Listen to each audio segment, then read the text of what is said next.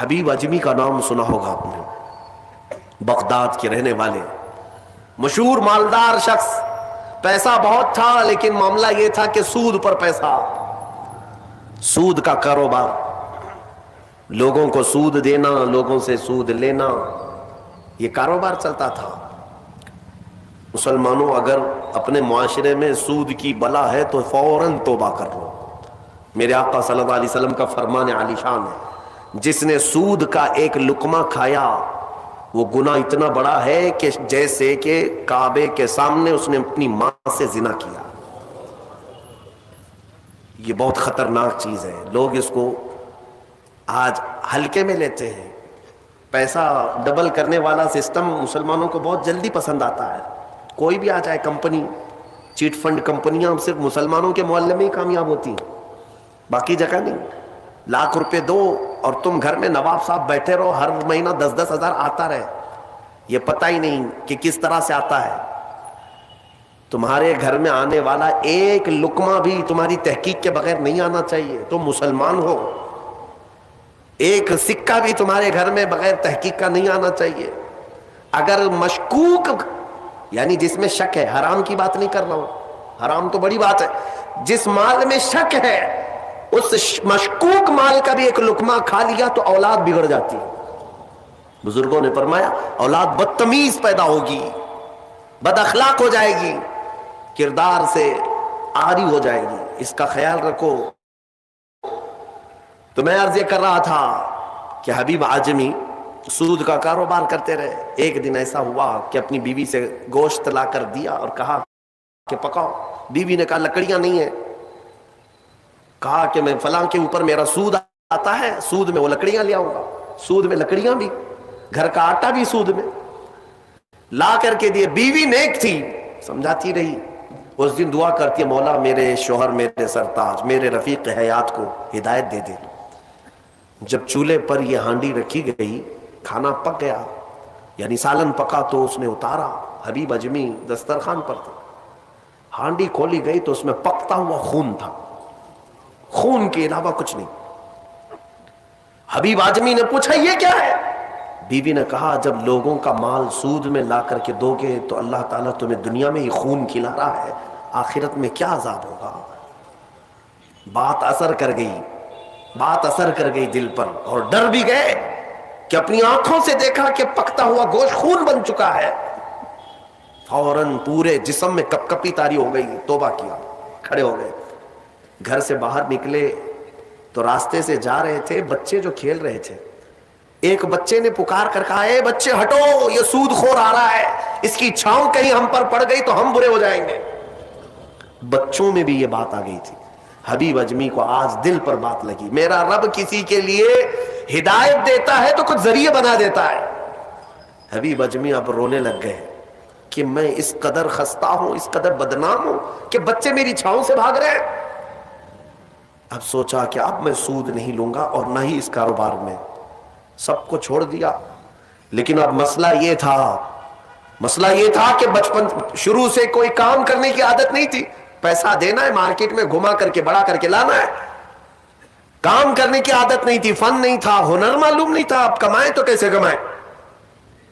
سوچا کہ اب اس چیز کو چھوڑ دیا ہوں، تو بیوی سے آ کر کے کہا میری رفیق حیات میں نے توبہ کر لیا ہے، میں نے توبہ کر لیا، آج کے بعد سے یہ سود کی طرف میں ہاتھ بھی نہیں بڑھاؤں گا۔ بیوی سجدہ شکر ادا کرتی اور کہتی ہے میرے رفیق، اے میرے زندگی کے ساتھی، اب فکر مت کرنا، میں تم سے کسی چیز کا مطالبہ نہیں کروں گی، آدھی روٹی بھی لاؤ میں صبر کروں گی، آدھی روٹی بھی آئی تو میں صبر کروں گی، اس لیے کہ آپ حلال رزق کی طرف جا رہے ہیں۔ کاش ہماری عورتیں ایسی ہوں جو اپنے شوہر کو سیدھے راستے پر لانے کا سبب بن سکے، ورنہ بہت ساری عورتوں کے مطالبات کی وجہ سے مرد حرام کاریوں میں پڑ گئے۔ تنخواہ تھوڑی سی ہے، عورت کے مطالبے زیادہ ہیں، اس کے مطالبے پورے کر نہیں پا رہا ہے تو حرام کاریوں میں مصروف۔ بہت سارے مردوں کے بگڑنے کی وجہ ان کی عورتیں بنی ہیں، اور جب پورا نہیں کر پاتے اور پیسہ بھی نہیں مل پاتا تو پھر نشے کی عادت لگ جاتی ہے، ٹینشن سے مکتی چاہیے، جو روز عورت مجھے گھر پہ جاتی پریشان کرتی ہے۔ میرے عزیزوں، وہ حبیب اجمی کی خاتون نے ان کو دلاسا دیا کہ جاؤ آپ نوکری کرو، نوکری کہاں کرتے, اب تک کرنے کی عادت نہیں تھی, عمر ہو گئی تھی. سیدھے گئے ایک دیہات, چھوٹا گاؤں تھا, اس گاؤں کی ایک مسجد تھی, مسجد کے اندر جا کر بیٹھ گئے. دن بھر بیٹھے رہے, نمازیں پوری پڑھ لی, عشاء کا وقت ہو گیا, نماز پڑھ کر کے اللہ کی بارگاہ میں رونے لگے, مولا کام کا آدمی نہیں ہو, اب تک کیا نہیں, اب میں اپنے گھر کیسے چلاؤں, تو میرے لیے کوئی انتظام فرما. رات کے وقت آئے, بیوی نے پوچھا کوئی نوکری ملی؟ کہاں مل گئی ہے, نوکری مل گئی ہے, بہت ہی اچھی جگہ پر ایک بادشاہ ہے, اس کے ہاں خدمت پر میں لگ گئے. کہا بہت اچھی بات ہے.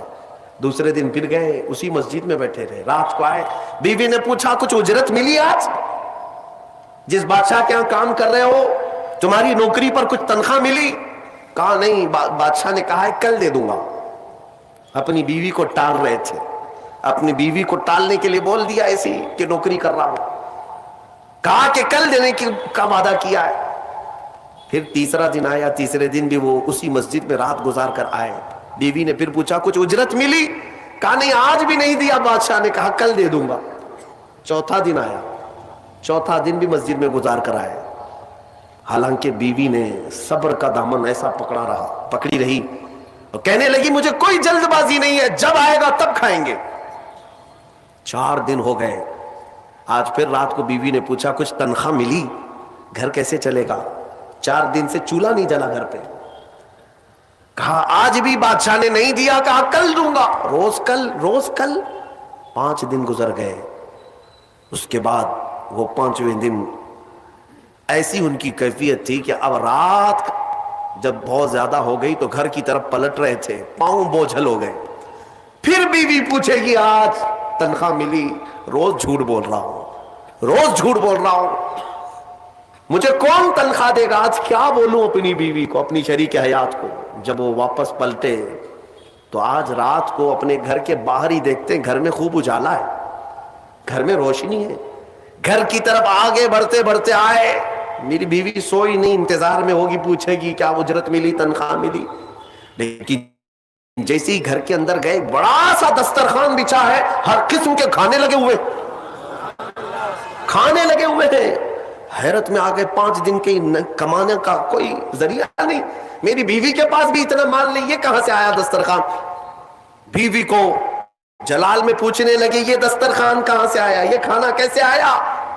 بیوی کہتی ہے کیا مذاق کرتے ہیں آپ, کیا مذاق کرتے ہیں آپ جس بادشاہ کے ہاں کام کرتے ہیں وہاں کا ایک سپاہی آیا تھا, وہی دسترخوان لے کر آیا اور سارا کھانا اسی نے دیا ہے, اور یہ مجھے کہہ کر گیا ہے اے خاتون تیرا شوہر رات میں آئے تو اسے کہہ دینا یہ تو 5 دن کی اجرت ہے, اور محنت کرے گا اور اجرت دی جائے گی. حبیب اجمی غش کھا کر گر پڑے. بیوی نے اٹھایا, پوچھا کیا بات ہے, کیوں غش کھا کر گر پڑے؟ ہوش آنے کے بعد کہتے میری رفیق حیات آج سچ بتاتا ہوں, میں نے کوئی نوکری نہیں کی, میں نکما آدمی, کوئی نوکری نہیں کی. مسجد میں جاتا تھا, خالی بیٹھا رہتا تھا. آج ڈر کر کے آ رہا تھا کہ تجھے جواب کیا دوں گا. وہ رحمان اس قدر غیرت مند ہے اپنے بندوں پر, اتنا رحیم ہے کہ تیرے سامنے شرمندہ ہونے سے بچانے کے لیے وہ جس کو بھیجا مولا وہ کسی بادشاہ کا سپاہی نہیں, وہ اسی رحمان کا کوئی فرشتہ آیا تھا جس نے کھانا دیا ہے. عزیزان گرامی, کہنے کے لیے بہت ساری باتیں ہیں, لیکن میں اتنی بات عرض کرنا چاہتا ہوں. زندگی گناہوں میں گزری, ایک بار توبہ کر کے حبیب اجمی کے آ گئے اور مولا کریم نے اپنے سارے دسترخوان ان کے لیے کشادہ کر دیے. اس کے بعد جانتے ہیں حبیب اجمی اسی دسترخوان سے اٹھ کر کے جو چلے گئے, ایسی عبادات, ایسے مجاہدات کیے, اللہ اکبر, اس مقام عظما پر فائز ہو گئے تھے کہ جس مقام کی غوث اعظم عبد القادر جیلانی بھی تعظیم کیا کرتے تھے رضی اللہ تعالیٰ عنہ. میرے عزیز و حبیب اجمی اللہ کی بارگاہ میں وہ مقبول تھے کہ حضرت فضیل بن عیاض ایک دن ان کے پیچھے مغرب کی نماز پڑھنے کے لیے آئے. حضرت حبیب اجمی کی زبان میں تھوڑی لکنت تھی, تو قرات میں ان کی لکنت سمجھ میں آ رہی تھی, تو فضیل بن عیاض پیچھے سے نماز توڑ کے چلے گئے, اس کے پیچھے میں کیسے نماز پڑھوں. فضیل بن عیاض بہت پائے کے ولی ہیں, کہتے ہیں میں گیا تو 3 دن تک میری عبادت کا ذوق ختم ہو, लुत्फ ही खत्म हो गया। मैं बारगाह मौला में रोने लगा कि मौला मुझसे क्या खता हुई। रात के वक्त मुझे गैब से निदाई कि फुज़ैल, तूने मेरे महबूब हबीब की सिर्फ जुबान देखा, उसके दिल की पाकी को नहीं देखा। वो अल्लाह की बारगाह का मकबूल है, जब छोड़ देता है पिछली चीजें, वो रहमान इतना महबूब बनाता है, इतना महबूब। मैंने अभी एक चीज पढ़ी थी, बगदाद में एक शख्स था, बड़े पैसे वाला था, बहुत पैसे वाला था, और हर गुनाह आदत थी उसकी। पैसे वालों की अक्सर ये चोंचले होते हैं कि वो सोचते हैं कि अय्याशी में कहाँ कहाँ मैं पैसे लगाऊं। शराब पीता था, खूब ऐश, जुआ में पैसे लगते थे, रोज नई औरतों के साथ उसकी सोहबतें, ये उसका मिजाज था तो मुसलमान, पैसा ज्यादा होने की वजह से एक गलत संगत में, गलत आदतों का मालिक। उस शख्स की आदत ये थी कि रोज एक नया गुनाह करता था और डायरी बनाया हुआ था, उसमें सब लिख भी दिया करता था।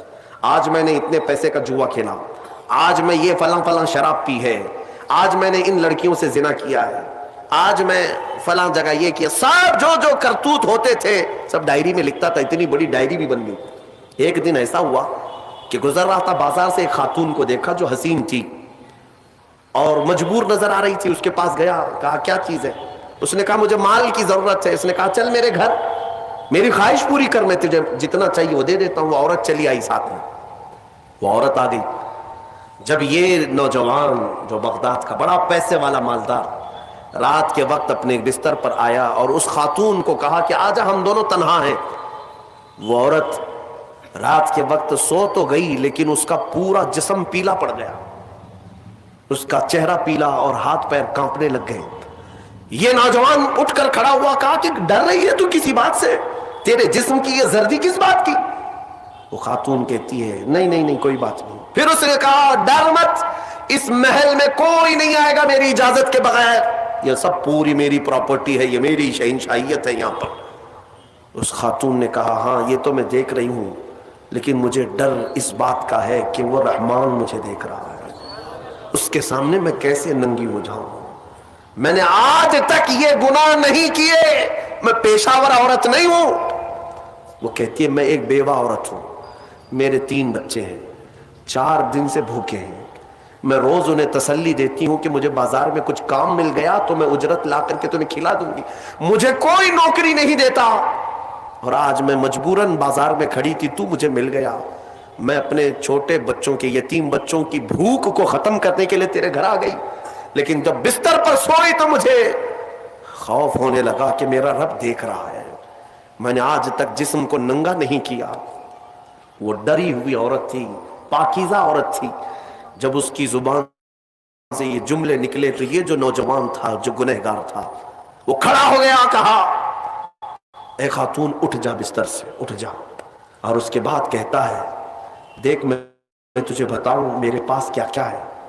उस जमाने की जो सवारियां थी, गाड़ियां थी, सब मेरे पास, बड़ा बंगला, बड़ी जायदादें, हर तरह के खाने, सोने चांदी जेवरात सब मेरे पास। मौला ने मुझे बहुत कुछ दिया, लेकिन आज तूने मुझे दिल दिया, आज तूने मेरे दिल को झिझोड़ा। मेरे पास इतनी नियामतें होने के बावजूद मैं अब तक डरा नहीं अल्लाह से, और तेरे घर में खाने को एक लुकमा भी नहीं, फिर भी तू अल्लाह से डर रही है। मजबूर होने के बावजूद तू डर रही है अल्लाह से। उस खातून ने कहा कि ए नौजवान, मजबूर हो, अमीर हो या गरीब हो, सबका बादशाह वही है, हिसाब सबसे बराबर लेगा।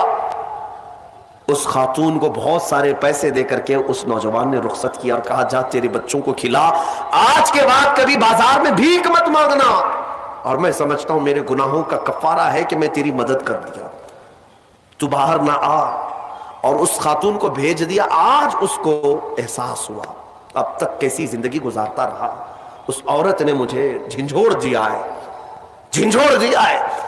रात को मुसल्ला बिछाया और अल्लाह की बारगाह में खड़े होकर कहने लगा मौला बहुत गुनाह कर चुका हूं, बहुत गुनाह कर चुका हूं, पूरा जिस्म दागदार है, क्या मुझ जैसा आदमी बख्शे जाने के काबिल है? क्या मुझ जैसा आदमी माफ किए जाने के काबिल है?